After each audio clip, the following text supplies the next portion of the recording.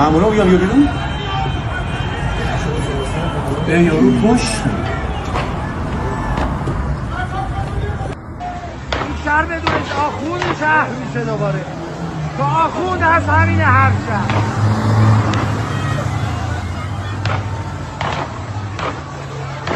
یا اون تن اندازش باور میندازن. هی فرار میکنم، مردم میرم به سمتشون، دوباره تیرهای خیلی بلند گازش باور میندازن.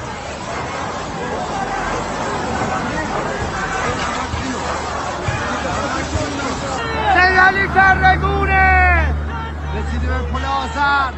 مینیبوس یگان ویژه‌ای رو بچه ها گرفتن، آتیش زدن و در تصرف خود مردمه.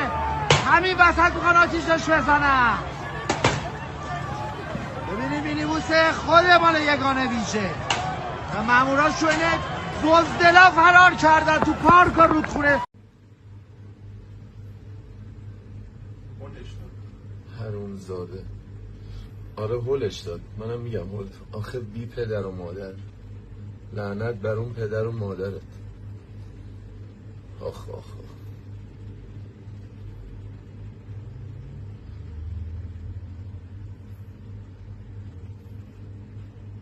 بسش به حرومزاده.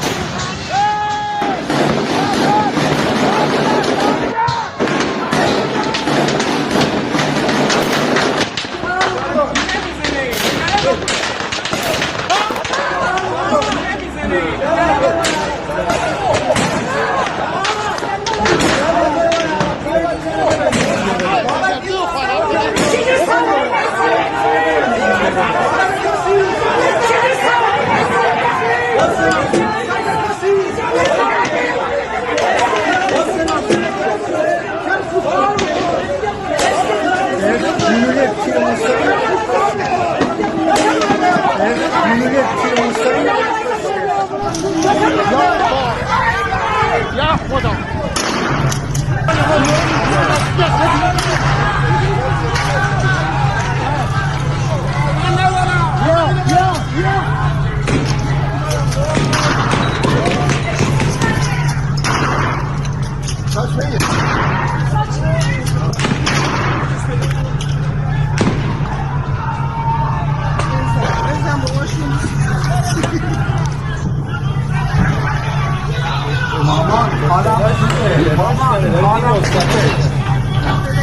حالم خوبه مامان. حالم خوبه، تلفنم روشنه. خدا وای وای وای وای وای.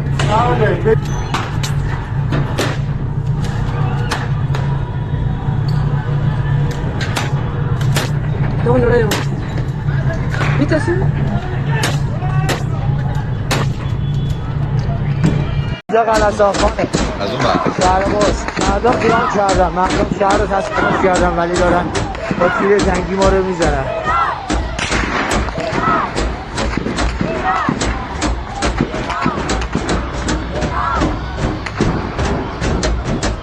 امروز پنجشنبه اولین فراخوان اعلیحضرت رضا عمرانی.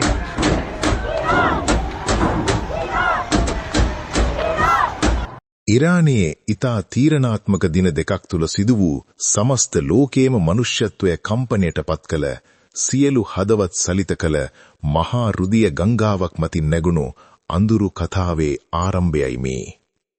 කාලයෙන් කාලයට ඉතිහාසයේ විසින් අපට කියන සමහර කතා තියෙනවා. නමුත් ඒ සෑම ඉතිහාස කතාවක්ම ජයග්‍රාහී අවසානයක් සනිටුහන් කරමින් ඒ තුල ලියවී නැහැ. ඉතිහාසය තුල සමහර දවස් තියෙනවා. ඇත්තටම ඒවා ලියවී ඇත්තේ කඳුළු වලින්, රුධිරයෙන් සහ පරාර්ථකාමිය වෙනුවෙන් සටන් කරමිය ගිය හඬක් නැති ජනතාවගේ හුස්ම අහිමි වූ ජීවිත කතාවලින්. 2026 ජනවාරි 8 සහ 9 යන දින දෙක තුල ඉරාන අඳුරු අහස් කුස තුල ලියවුණු නූතන ලෝක ඉතිහාසයේ සිදු වූ ඊටාම භයංකාර හා ඛේදජනක ජනසංහාරයේ අඳුරු කතාව පටන් ගත්තන අපි සොයා යමු.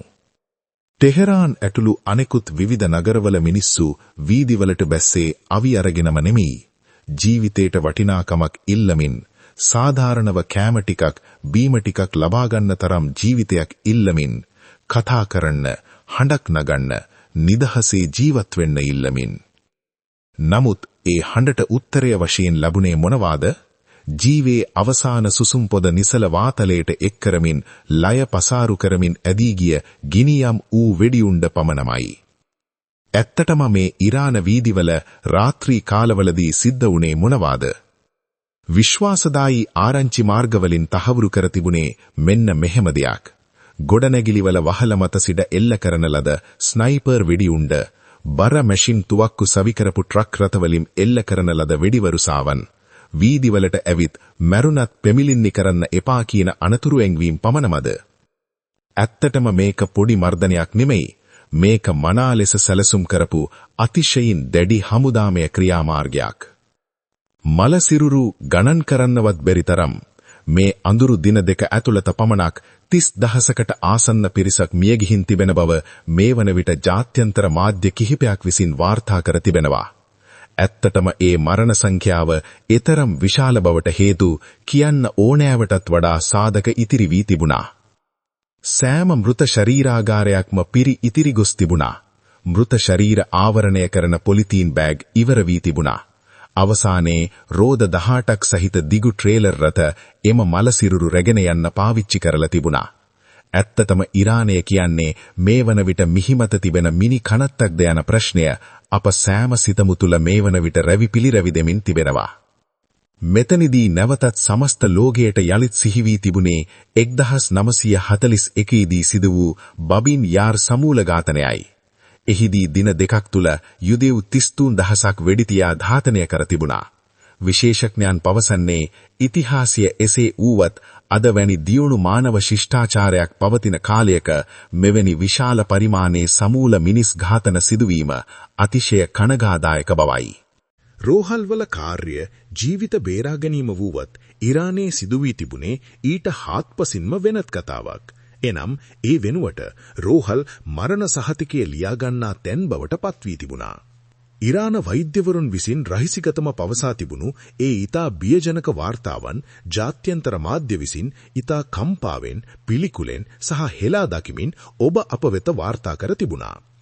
වෛද්‍යවරුන්ට අනුව විශාල පිරිසකට හිසට වෙඩි වෙදී මිය ගොස් තිබුණු බවත්, තුවාල ලැබූ අයට රෝහල තුලදීම වෙඩි තබා තිබුණු බවත්, පවුල්වල අයට Tamanගේ අය ජීවතුන් අතරද ඝාතනය වී ඇතිද කියාවත් දැනගැනීමට බැරි තත්වයක් උදා වී තිබුණු බව ඔවුන් විසින් පවසා තිබෙනවා.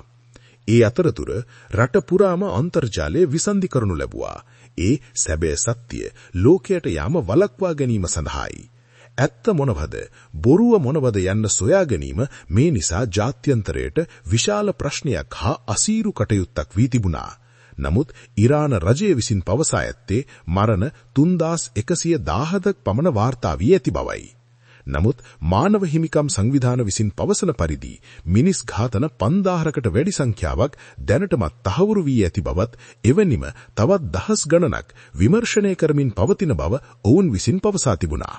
මේ වන විට ඉරානයෙන් ලැබෙන අලුත්ම තොරතුරු වලට අනුව මේ සමූල ඝාතනයට ලක් වූ සංඛ්‍යාව 37000කට වඩා තරමක් වැඩි බවයි පැවසෙන්නේ.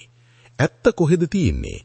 තවමත් කාටවත් මේ සම්බන්ධව නිශ්චිත තොරතුරු පැවසිය නොහැකි මට්ටමකයි ඉරානය පවතින්නේ. මෙම සත්‍ය හෙළිවනතුරු ලෝකය බලන් හින්නවා. ඒත් ඒ ඇත්තටම ප්‍රමාණවත්ද?